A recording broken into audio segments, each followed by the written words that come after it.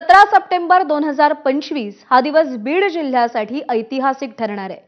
मराठवाडा मुक्तीसंग्राम दिनाच्या निमित्ताने बीड शहरात पहिल्यांदाच रेल्वे धावणार आहे आणि ज्यामुळे स्वर्गीय गोपीनाथ मुंडे यांचं बीडला रेल्वे मार्गाने देशाशी जोडण्याचं स्वप्न पूर्ण होत आहे। या स्वप्नपूर्तीमुळे केवळ बीडकरांमध्येच नाही तर संपूर्ण मराठवाड्यात उत्साहाचं वातावरण आहे। अहिल्यानगर ते बीड मार्गावरती आजपासून पहिली रेल्वे धावणार आहे। या रेल्वेच्या मार्गामुळे बीडचा आर्थिक, सामाजिक आणि सांस्कृतिक विकास नव्या उंचीवर पोहोचेल अशी अपेक्षा आहे। या कार्यक्रमाला मुख्यमंत्री देवेंद्र फडणवीस, पालकमंत्री अजित पवार आणि मंत्री पंकजा मुंडे उपस्थित राहतील।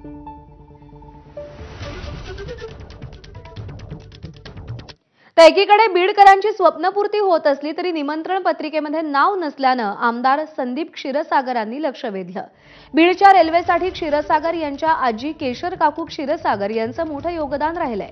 मात्र त्याच क्षीरसागर घराण्याला याचं निमंत्रण नसल्यानं अनेक चर्चांना उधाण आलं होतं।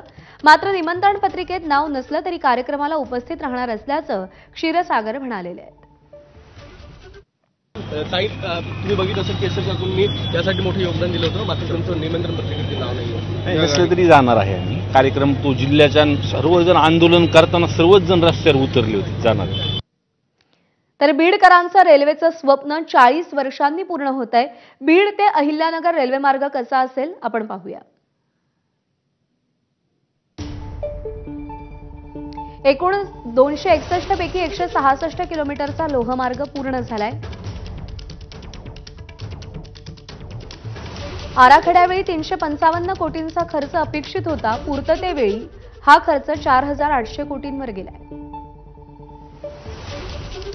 केंद्र आणि राज्य सरकारनं निम्मा खर्च उचललाय।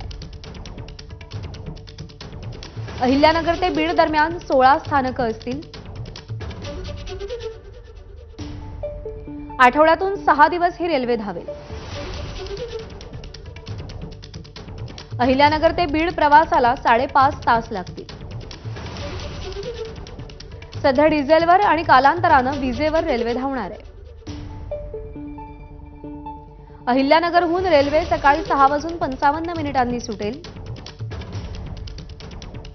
अहिल्यानगर ते बीड प्रवासासाठी 45 रुपयांचं तिकीट असेल। 40 वर्षांपूर्वी ही मागणी करण्यात आली आणि 1995ला त्याला तांत्रिक मान्यता मिळाली होती।